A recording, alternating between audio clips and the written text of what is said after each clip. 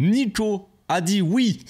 Il a dit oui les amis, oui. Je sais pas à qui il a dit oui, à combien de personnes il l'a dit, mais il l'a dit les amis. Il a dit oui au Barça. Il a dit oui à Lamine.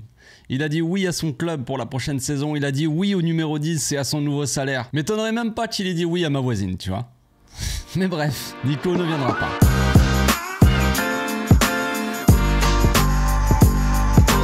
Au passage, n'hésite pas à nous rejoindre si c'est pas encore fait et à partager la chaîne autour de toi, ça fera plaisir à tonton. Bon, on n'en finit pas de cette saga, c'est la saga de l'été.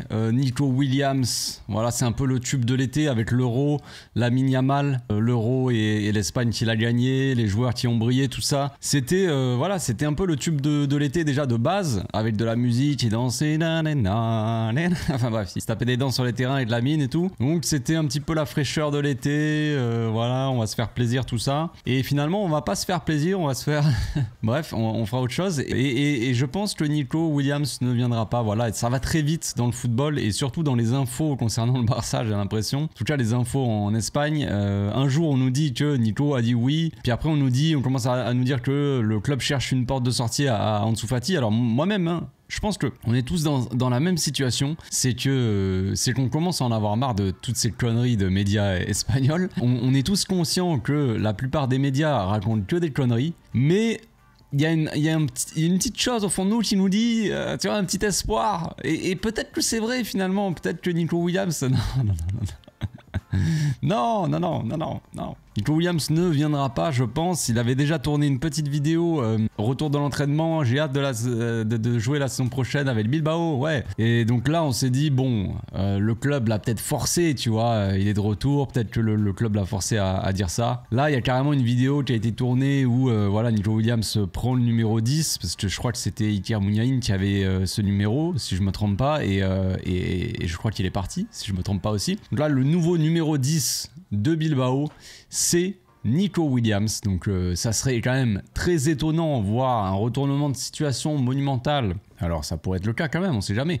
Mais ça serait quand même très étonnant de voir Nico annoncer avec son numéro 10, super content. Et puis une semaine après, il s'en va au Barça. Bon, franchement, franchement les gars, qui y croit encore? Qui y croit encore? Donc pas de Nico au Barça. Donc là concrètement, le club, comme je l'ai dit, voilà, il y avait une rumeur sur Ansu Fati qui allait partir. Donc franchement, on pouvait y croire. On pouvait se dire, bon, bah, s'il cherche à faire de la place, c'est pour peut-être signer quelqu'un d'autre. Et peut-être que finalement, s'il cherche à faire de la place, c'est juste pour enregistrer, pour pouvoir enregistrer Dani Olmo, parce qu'on n'est toujours pas capable de le faire, je sais pas. Genre, t'as l'impression que les choses s'arrangent avec le Barça, et puis finalement, pas tant que ça, quoi. On n'en finit jamais, quoi. Donc là, concrètement, je ne sais pas ce qui va se passer. Voilà, est-ce qu'on va aller chercher un autre joueur? Est-ce qu'on va faire jouer Dani Olmo en ailier gauche? Je pense concrètement que c'est possible de faire jouer Dani Olmo en ailier gauche. On sait qu'on a Rafinha qui peut jouer en ailier gauche.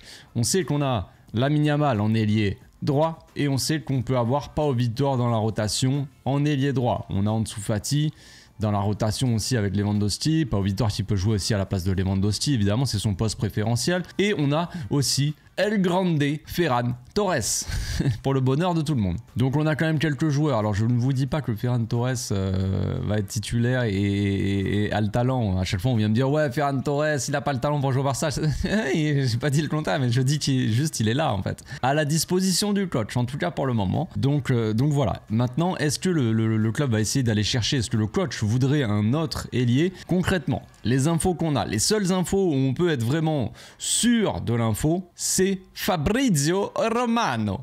Tout le monde connaît. Donc là, c'est le seul qui parle quand il a des choses sûres. Là, il y a eu un cas où il a dit Samu, l'attaquant espagnol, là, le jeune là, qui fait 2 mètres, là, costaud. Omodorion, enfin bref, mal compris, un truc dans le genre. Samu, attaquant de Liga, devait signer à Chelsea. Il avait été annoncé et tout ça, et finalement, le deal a totalement capoté. Donc ça ne se fera pas. Donc là, dans cette situation, Fabrizio, il a parlé, mais ça ne s'est pas fait. Mais c'est quand même assez rare. Donc là, Fabrizio, s'il avait dit, c'est que Nico n'a pas dit oui au Barça, que l'info qu'il a, lui, c'est pas forcément vrai. Voilà, avec tout le respect que j'ai pour Sport, qui est un média catastrophique, je n'y crois pas. Voilà, enfin, je n'y crois pas. C'est pas l'info qu'il avait, quoi. Donc il avait dit ça hier soir, je crois. Et là, il a sorti une info. Il a dit que le Barça avait commencé à discuter avec les agents de Kingsley Coman. Voilà, en interne ça discute, on a déjà eu cette info là de Kingsley Coman qui est sorti, c'était à prendre avec des pincettes parce qu'on savait pas, on sait que le Barça est focus un petit peu sur Nico Williams, la priorité ce serait quand même d'aller chercher Nico Williams, mais maintenant ça ne se fera pas, donc voilà, la solution un peu de secours, c'était Kingsley Coman. Donc maintenant Kingsley Coman, est-ce que c'est possible de le faire, sachant que ce sera forcément un prêt, ça ne sera pas un achat, je pense pas que le Barça va aller acheter Kingsley Coman, et je pense que ce serait une erreur d'acheter Kingsley Coman, de l'acheter. Mais de se le faire prêter au moins 1 an, pourquoi pas? Pourquoi pas si c'est faisable. Maintenant le problème c'est le salaire, on sait il va falloir négocier serré parce que le salaire de Kingsley Coman est quand même assez élevé et je doute qu'on ait quand même les moyens de vraiment de l'enregistrer tout ça, de prendre en charge tout son salaire. Sachant qu'on veut baisser la masse salariale, c'est pas pour aller chercher un autre gars qui a un salaire assez élevé quoi. Vous voulez baisser la masse salariale, on a augmenté les ventes de ski, bon bref, c'est pas le sujet. Il y a des choses qui ne sont pas très logiques et que les supporters ne comprennent pas trop. Mais bref, ce n'est pas le sujet. Donc Kingsley Coman en prêt, ce serait la solution de secours pour Nico Williams. Alors moi, je vais vous dire que c'est un oui.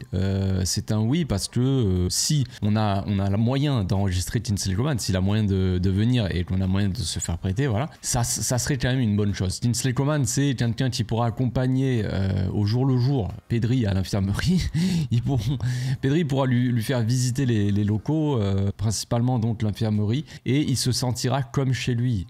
Mais blague à part, franchement Kingsley Coman c'est un excellent joueur. Moi j'aime beaucoup Kingsley Coman, même peu importe ses blessures. J'aime beaucoup le joueur, voilà, quand il n'est pas blessé évidemment, et c'est un joueur qui a du talent, c'est un joueur qui fait beaucoup de différence, qui peut jouer à droite à gauche, et c'est un joueur en plus de ça qui connaît Hansi Flick, qui a été coaché par Hansi Flick au Bayern. Il y a Koundé aussi, français, au Barça, donc il pourra l'aider à s'adapter, on va dire, au vestiaire, tu vois, lui montrer les petites choses. Donc il n'y a pas vraiment de côté négatif à son prêt. Maintenant, le seul côté négatif, c'est les blessures. Évidemment, maintenant, si Coman ne se blesse pas trop au Barça cette saison et qu'on peut l'avoir pour 1 an et qu'il puisse dépanner, qu'on ait un pur ailier gauche, même si on peut mettre Rafinha, mais Rafinha, c'est pas le même style, disons. Si on peut avoir Kingsley Coman à gauche, si on peut le mettre dans la rotation, utiliser Rafinha, Ansu Fati, Ferran Torres, je sais pas, Dani Olmo un peu à gauche, tu vois.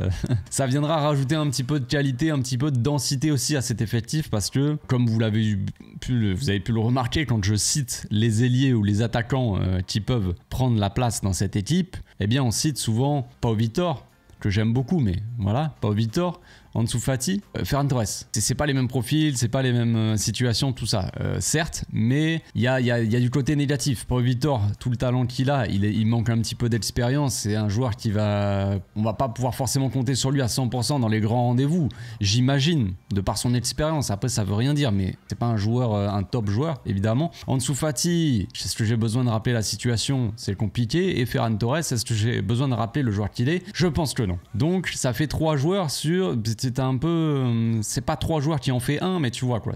Ils ont chacun leurs défauts, ils sont assez importants, je trouve, quand il va s'agir de faire une grosse saison, quoi. Si on veut aller loin en Liga, enfin loin, c'est-à-dire gagner la Liga concrètement, c'est je pense l'objectif, et aller le plus loin possible en Ligue des Champions, essayer de faire au moins une demi-finale cette année, après avoir échoué en quart la saison dernière, eh bien, il faut un petit peu avoir de la qualité dans cet effectif et des joueurs qui font un petit peu la différence, j'imagine.